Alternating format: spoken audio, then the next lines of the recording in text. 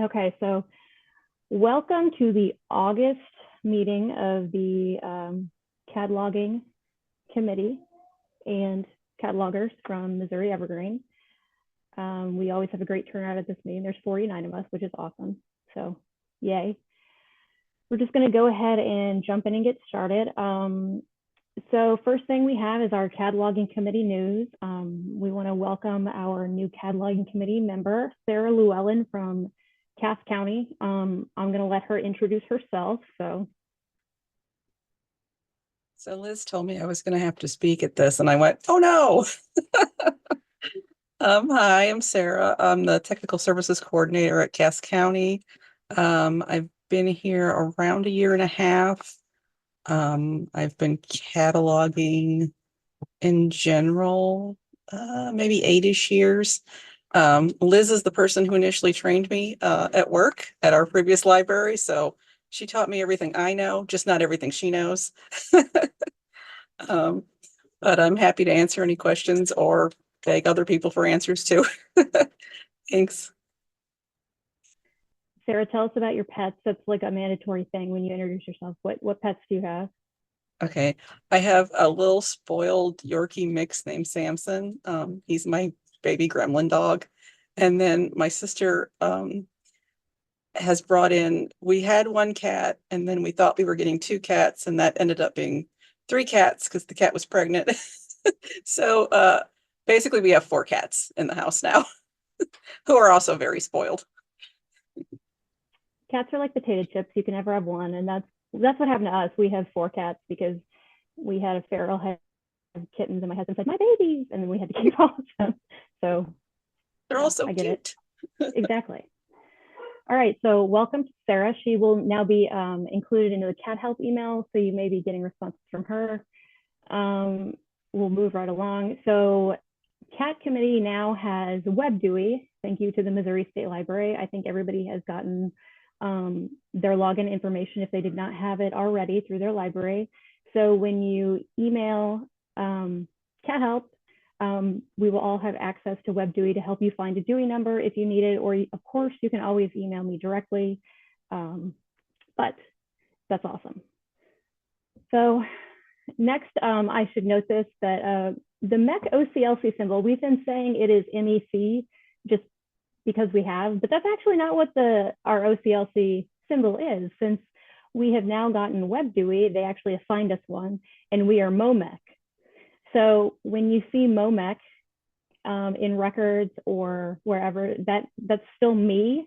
It's still me, the cataloger. It's just we actually have an OCLC symbol now, and we couldn't just keep using the made up one that was short. So,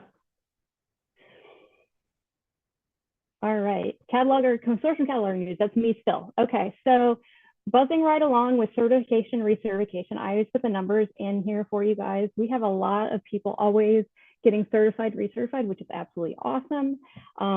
If you have any questions about certification or recertification, please let me know.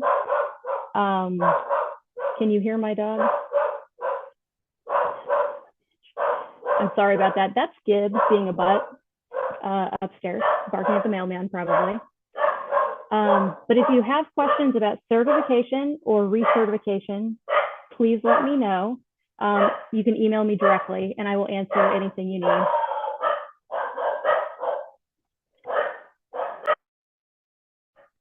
I'll be right back.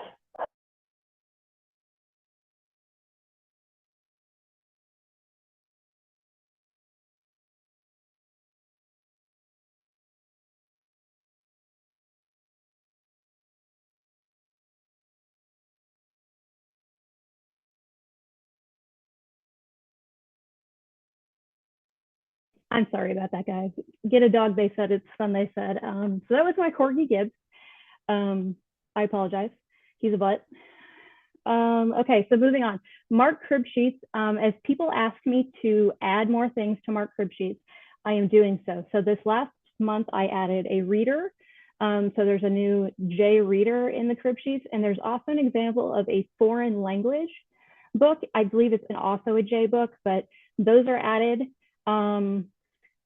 I'm currently looking at adding binge bags. I know I still am doing, and I'm looking at adding a playaway launchpad. So heads up, those are always getting updated with new things. The crib sheets that are already in there don't necessarily change. They're still great. It's just always adding more. So also, I just gave you guys directions last month about the cover image uploader. And it's been a month, and guess what? Now it's changed. So basically, you guys are doing the same thing still. I will open this and I will show you. So the same document, it is still, if you are uploading cover image, those directions are the same. It is where we get to our lovely flowchart. And it's changed at the very bottom over here where it says, okay, so you have a commercially available item. So you bought it from Baker and Taylor, wherever. And it doesn't, let's say it doesn't have an image that uploaded. Yeah, you can't see one. So before we were just kind of waiting for Syndetics to add one. Now Syndetics has a, let's call it a utility, a new utility where people who have it can upload an image and say, hey, I think this is the image that should be in your catalog. Will you add it? So that is what we're doing. So if you get you upload, sorry, I'm losing my mind here. If you bring in a record, it's commercially available, Baker and Taylor, Amazon, whatever. And for some reason, it just doesn't bring up the image. It probably means Syndetics doesn't have it yet. But we don't have to necessarily wait now forever because it would take forever for them necessarily add it. I can go in and I can say, hey, I think this is the image that should be in your catalog, and I can upload it. The bad thing with that is only really one person can do that for the entire consortium because it's a whole sign-in process, everything else. So if you come across that, there is now going to be a form that you can just basically, it is an easy Microsoft form. Let's see if I can find it really quick.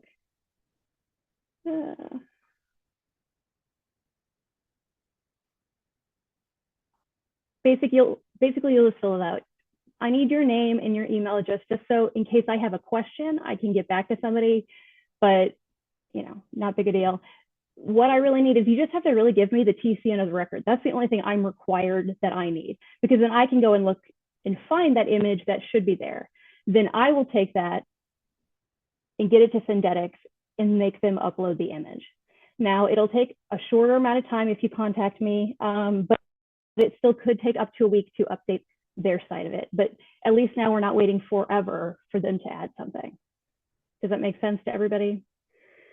So there's a weird extra step now. So if you have questions, please just refer this lovely flowchart I made because I was getting confused also.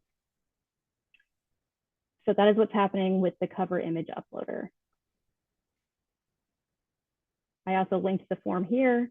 Also after the meeting, I will see if they can put it on the cataloging website and the MEC website, just so it's easy to find. And those will just come directly to me and I will get them uploaded for you.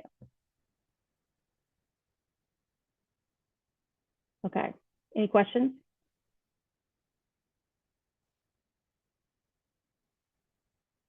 Okay, all right, so the next thing I want to talk about, we're gonna move on to Cataloging Connect.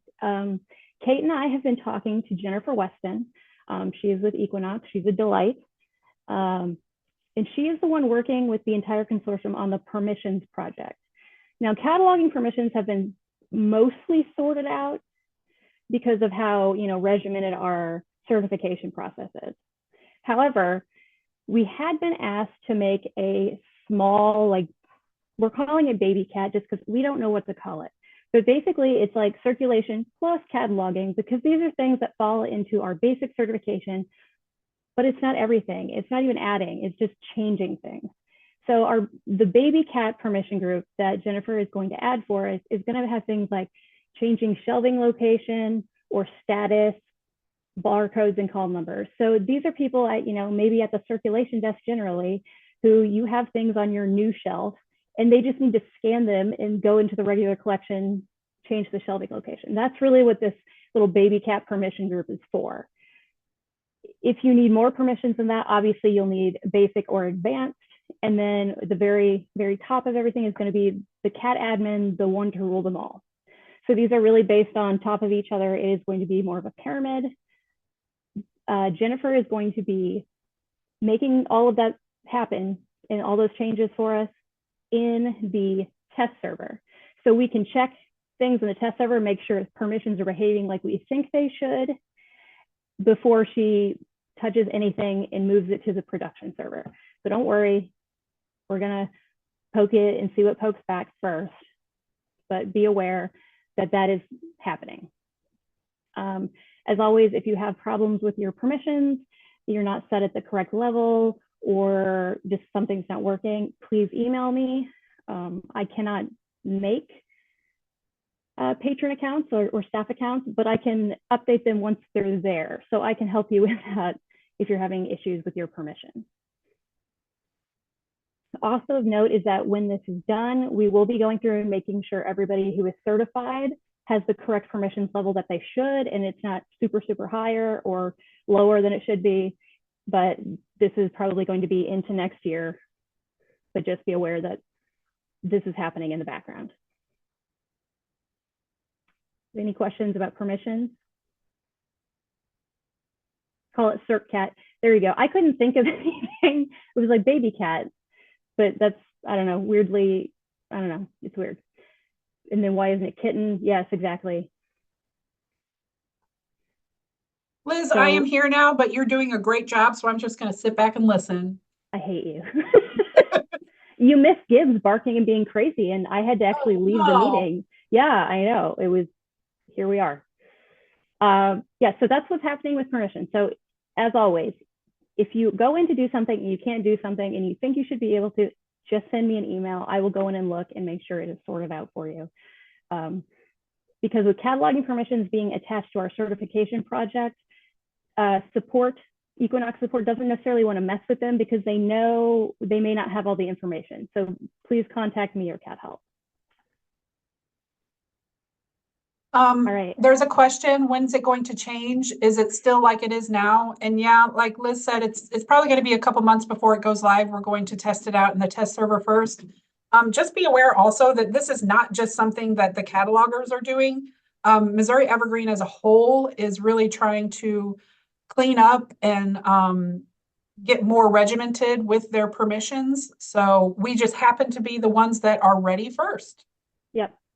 So I know Circ is getting ready to do stuff with theirs. We just happen, you know, we got a hold of Jennifer and we're lucky number one, I guess.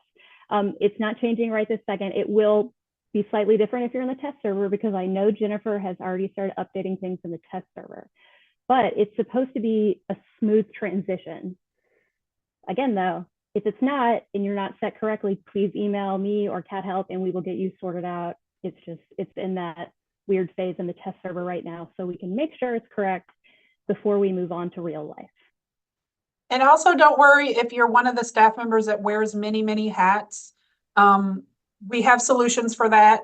And if you are interested, you can email Liz or Cat Help and we can, you know, tell you what's up. But you can have more than, you know, you can still do Circ even if you have the cataloging permissions as well too. So yes, it'll all work out if you're one of those people that have.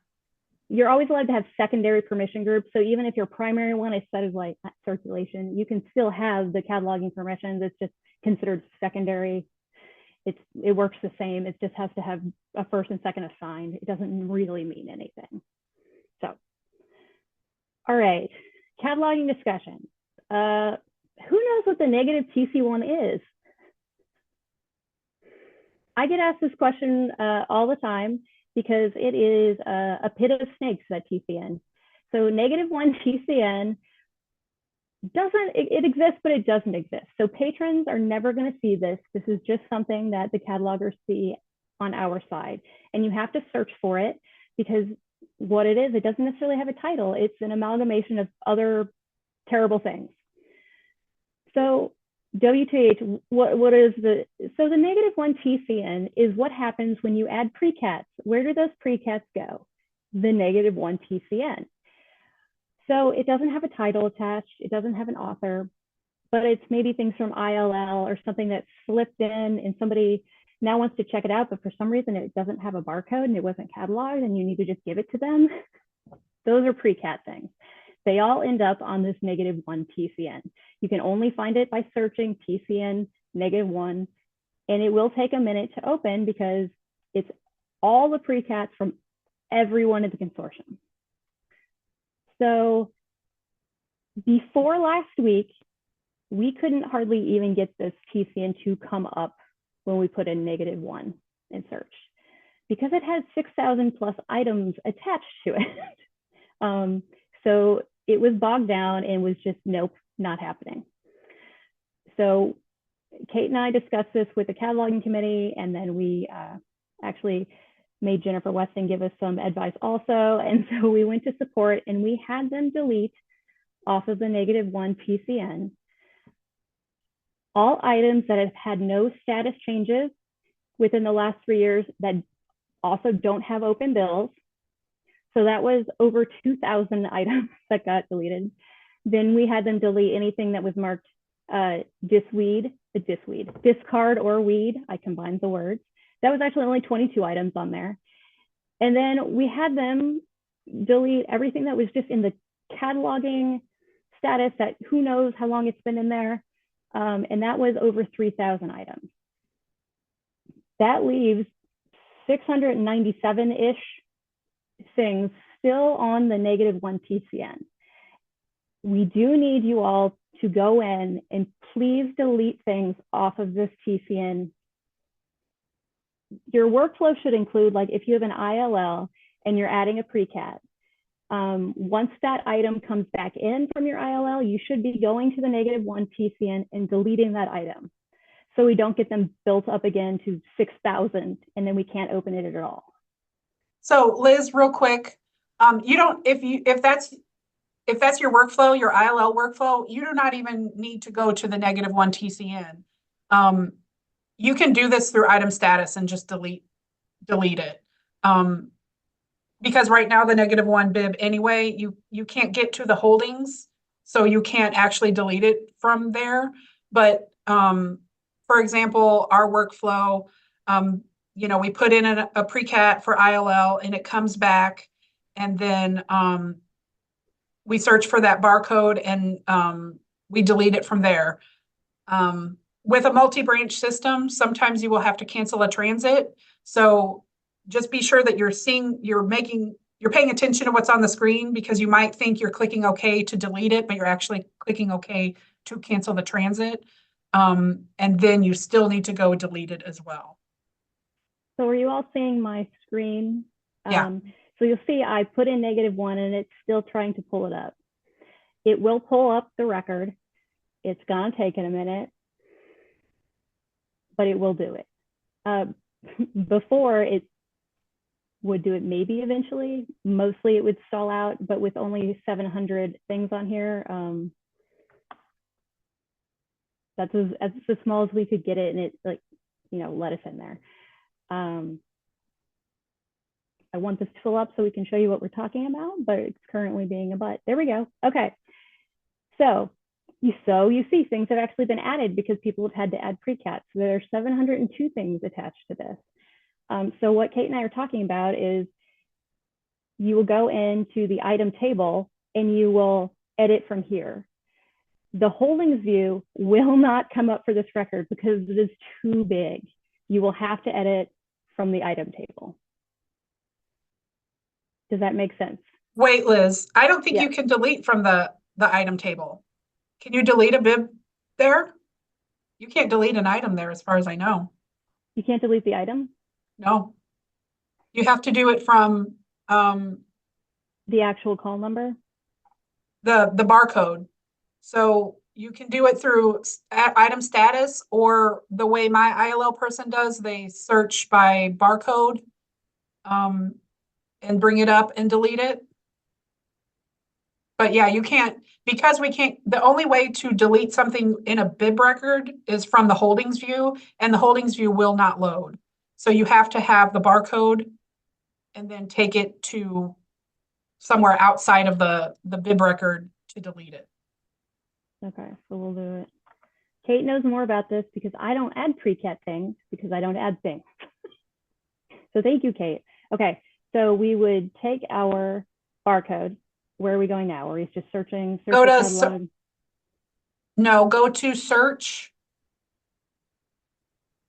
and then search for items by barcode. Okay, there we go. So we will submit. Which is, there it is. Yeah, which is item status essentially. And then from here, you can manipulate it, you know, delete it if you want, or. And you can do more than one here in this screen, you know. Yes. If you are doing a project, if you have 50 things on this list and you can get just a file of your barcodes, then you can load the barcodes in here and delete them all at once. Yes. So here's delete items. The things that are on the negative TC, the -1 TCN should never be live items.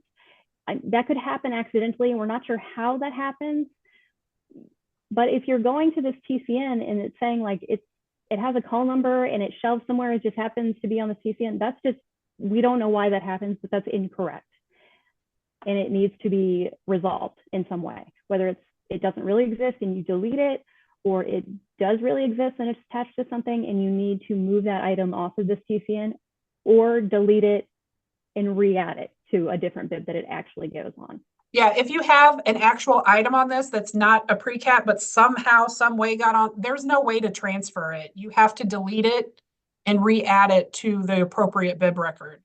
The only quote unquote live things that should be on here are your current things that are checked out to a patron that are either ILLs or items that you've had to add on the fly.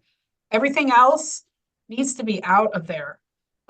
To use my library, for example, I think we currently have like 25 to 30 things on the -1 bib, but those are all current ILLs out to patrons. We do have a workflow where as soon as that book comes back, we will delete that barcode. Can I ask a question? Mm-hmm, absolutely. Okay. So we don't do pre-cats really, but I wouldn't be surprised if we had items on that TCN, because every now and again, somebody at CERC, is just scanning and the barcodes aren't perfect 100% of the time. So it malfunctions and it brings up the pre-cat screen. Well, they're not paying attention. So they just keep scanning, which then populates the fields, et cetera, et cetera.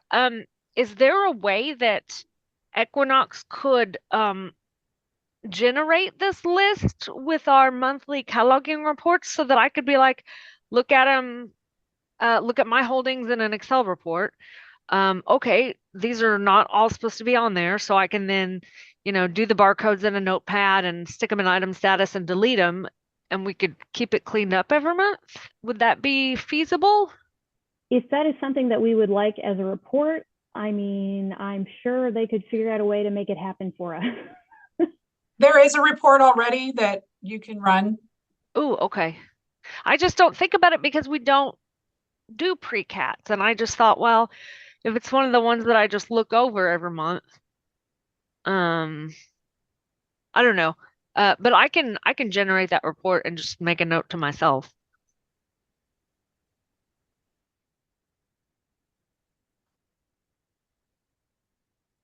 Do you have any more questions about this? It is a very weird purgatory kind of place in the catalog.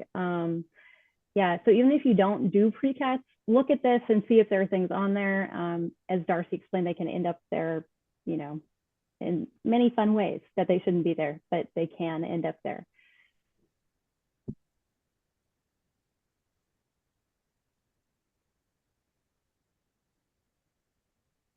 Do we have any more questions about that? It's already so much better with having Equinox deleted those thousands and thousands of things off of there, but we do need to make sure it doesn't get there again. I'm assuming it had 6,000 plus things because that is as long as the MEC has been around. It has just kept adding and nobody has ever deleted. So that's how it got so big. But Okay, we are going to move on if we have no more questions about that. We're going to continue with our Mark 101 that we do, I mean, mostly monthly. We've finally gotten down to the 100 or 1XX field. So the 1XX is your primary authority point in Mark. So that's generally, we think of that as your author. A 100 is your author. But obviously, as it's listed here, there can be a 1XX for other things. We're used to seeing it mostly with the personal names. Every now and then we see a 110, and that is a corporate name. So like a government agency. So if you have a GovDoc, there could be a 110 that, you know, is maybe the Department of Natural Resources specifically put this document out, and they can appear in the 110. You can also have a 111, which is a meeting name.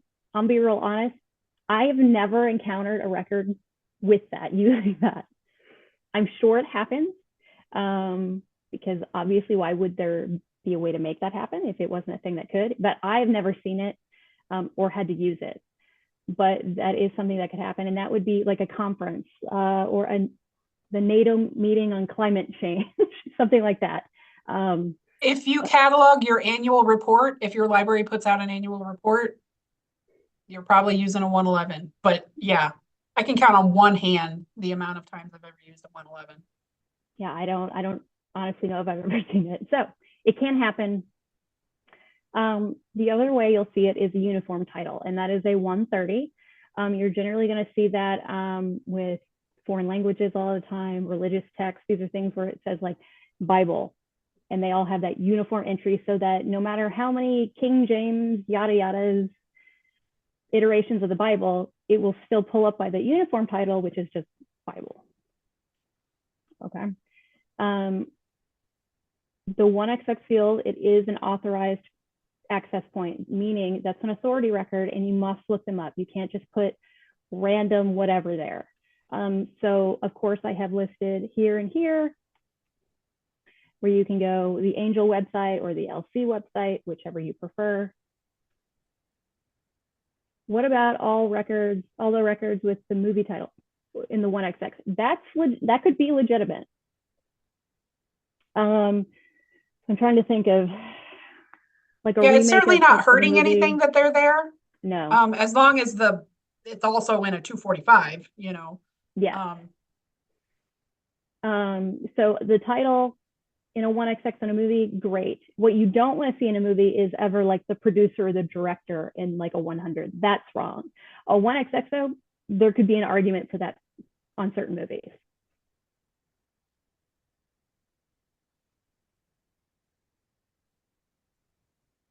Since we primarily, I don't know, 80% of the time, 75% of the time, see it as a 100 field, which is the author, the main entry.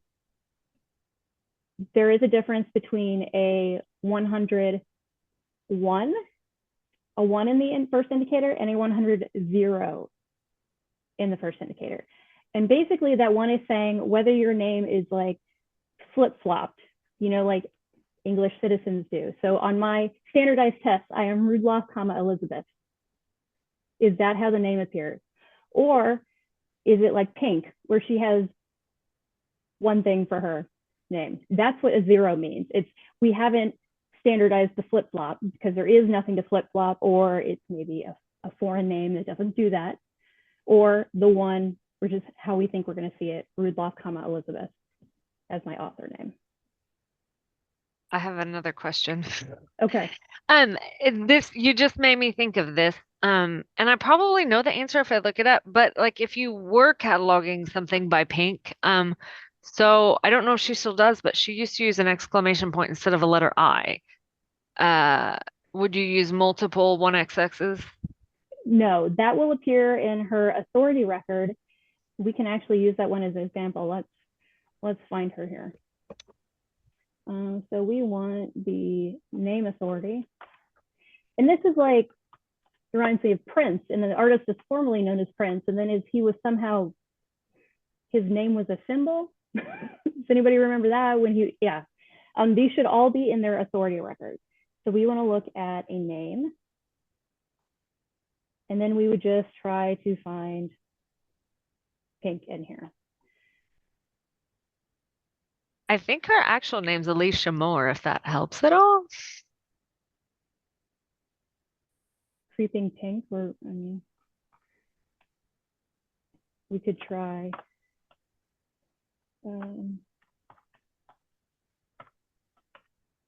It's pink 1979. Okay, so Again, I use the Angel site because I just find it easier. let's try that one. Is it? But the site is persnickety, so I do find myself using the link data site often as well. It depends what you're doing. Both work. Yeah. It just depends how you're going to hunt for it. And see, here's pink. Let's see, references. Oh, and her name authorized is the pink with the exclamation point.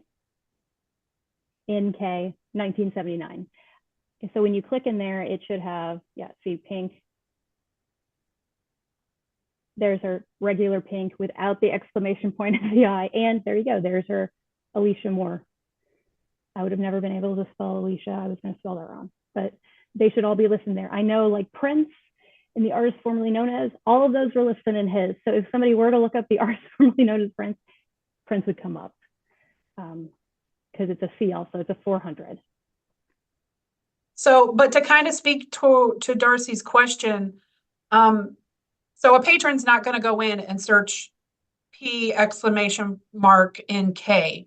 They're gonna look up pink. So I tested this, and because we know that authorities don't work the way we exactly want them to in Missouri Evergreen, this is one of those, you wouldn't put an additional 100 field in there because you don't do that.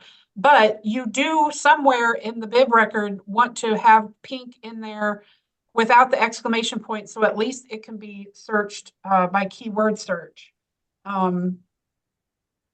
Because yeah, it doesn't work the way that we want it to, unfortunately. Like I even limited mine to all music, and it still, it doesn't do what we want it to do, unfortunately. So while you don't have multiple 100 fields, certainly you don't have multiple 100 fields. For an artist like this, you do want to have at least pink in there regularly spelled out so that it's at least keyword searchable. So this pink is obviously the author is not the authorization is incorrect. Right. However, the C here, it would be spelled out P-I-N-K probably, or you could bracket P-I-N-K after the P exclamation point N-K. That's fine. That would also get it caught by the keyword search. But Darcy, I did not realize what you were asking me. Kate caught it. Yes. So it's supposed to catch those, but our catalog is a but in that way. And so we have to make certain decisions. Otherwise. And just to reiterate, the 100 field, it is a non-repeatable field. You cannot have more than one 100 field. And I think I knew that. My brain was thinking of like 245, 246, like the billion 246s I add for all the people that don't know contractions or no, it makes a lot of sense what you're saying, Darcy. Yeah. And I knew that it wasn't repeatable. I just wanted it to be searchable was my thinking. Yes. So hopefully someday authorities will work the way we want them to. And because there's a 430, Liz, in the authority record? A 400 or 430. With a C also, then if it worked the way we wanted it to, you would put pink in there and it would bring up everything that P exclamation mark NK would, but it doesn't work the way we want it to. So fun times. Yeah, unfortunately, we have to catalog correctly and hope the catalog catches up to us, basically. But it sucks, I'm not gonna lie. I hate it. Does anybody have any more questions about the 1XX fields?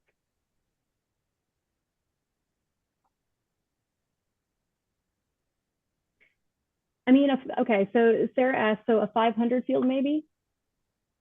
I mean, you could do that.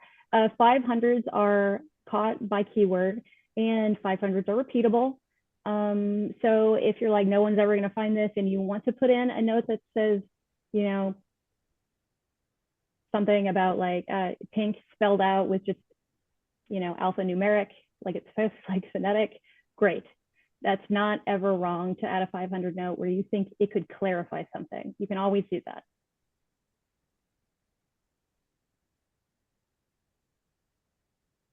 America's, yeah, it could be. Better America's Homes and Test, Gardens. Better that- Homes, yeah. yep, Better Homes and Gardens. I don't know. I usually, the first thing I think of is the Department of Natural Resources or something like that. I always see the government agencies there, but yes, it could be something like that also.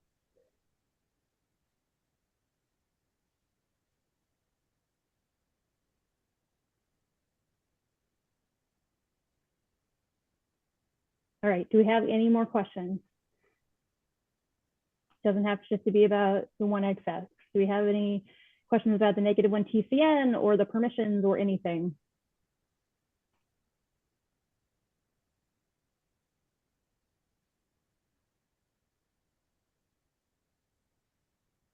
Okay, we'll take your silence as a no. So the next cataloging meeting is going to be September 9th at 11 a.m. Do we need to put the, okay, so those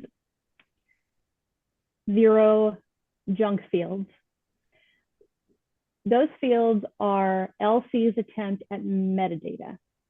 So when we bring in records that have behind the 100 or the 700, the you know, delimiter 0, and then it's usually like what, like a link to something, we're leaving those in, but we personally are not adding them.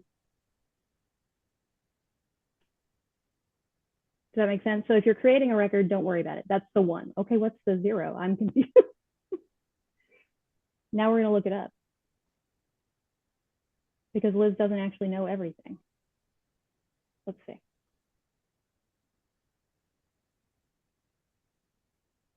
So Oh, no. are we talking about a subfield 0? Yes, the subfield 0. That's our authority record number for MEC. No, you're not adding those either. Any of the things that are going to show up in a numeric whatever, we aren't adding those. Those are coming in automatically when Marchive does our authority updates, and it adds that automatically. So you do not need to go out and find the MEC authority number for that. It should be doing it on its own. Now, something that could be helpful that you might actually want to go look for is a relator term. Those are getting more and more, those are used more and more heavily. And again, as with all things cataloging, if it can be of help to staff or patrons, then, you know, we should put it in. And our relator term, that's in the E subfield. And so if you go in here, there's actually a list and you can actually look them up. So let me find it.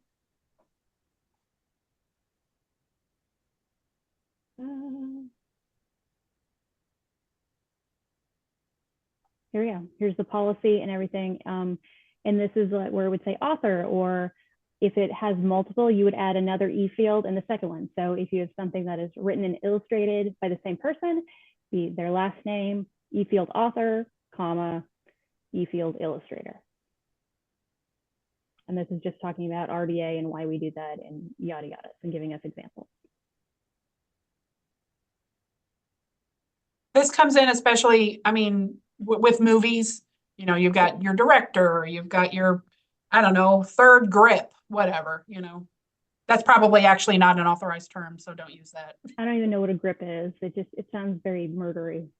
So yeah. Any more questions about those things?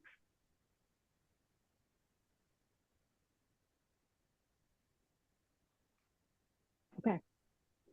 So, all right, thank you all for coming to this month's cataloging meeting. If you have not yet added your name and library into the chat, please do so before you leave so that we can count you as attended to the meeting.